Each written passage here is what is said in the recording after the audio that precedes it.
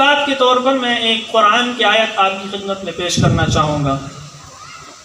وہ آیت یہ ہے سورہ احزاب میں اللہ نے فرمایا الذین یبلغون رسالات اللہ ویخشونہ ولا یخشون احدا الا اللہ. بہت اہم آیت ہے، جا کر اس آیت کا بھی مطالعہ کریے گا.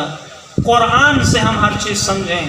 اللہ نے فرمایا اس ممبر پر آنے کا اہل کون ہے، مبلغ بننے کا اہل کون ہے. یہ ہمارے لیے ضروری ہے کہ ہم سمجھیں. ہر کسی کو ہم بطور مبلغ نہ لے آئیں، ہم اس کے ذمہ دار ہوں گے. ہم سے پوچھا جائے گا تم کس کو سن رہے تھے. قرآن نے فرمایا آئیں تذہبون، کہاں جا رہے ہو، کیا کر رہے ہو. ہمارے پاس جواب ہونا چاہیے. قرآن میں ہے قیامت کے دن لوگوں کو ٹھہرایا جائے گا وقفوہم انہم مسئولون. خدا کہے گے ان کو ٹھہراؤ، ان سے سوال و جواب ہونے ہیں. ایسے نہیں ہے یہ آئیں اور چلے جائیں.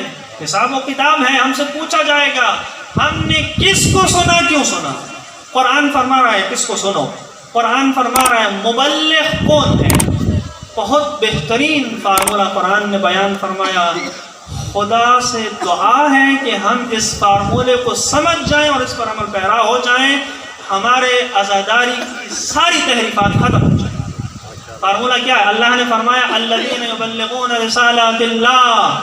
اللہ کی رسالت کا مبلغ کون ہو سکتا ہے؟ وَيَخْشَوْنَهُ، جس کو صرف اللہ کی پرواہ ہو، اللہ کی پرواہ کرتا ہو.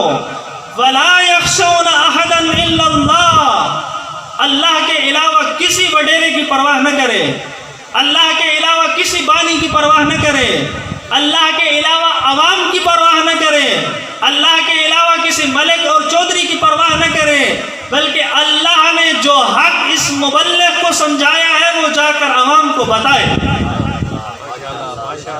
عوام کی پرواہ نہ کرے. اگر عوام کی پرواہ کرتا ہے مبلغ الہی نہیں ہے.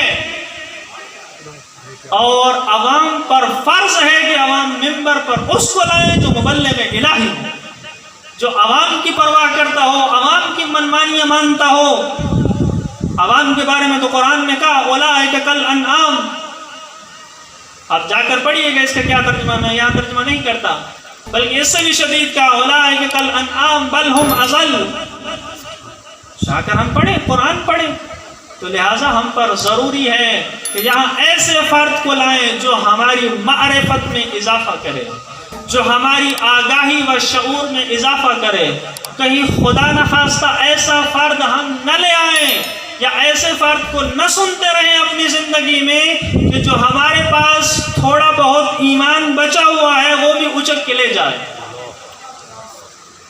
ہم ایسے فرد کو لائیں جو ہمارے ایمان میں، آگاہی میں، شعور میں، ہماری حسینیت میں اضافہ کرے. ایسا فرد یہاں آنا چاہیے.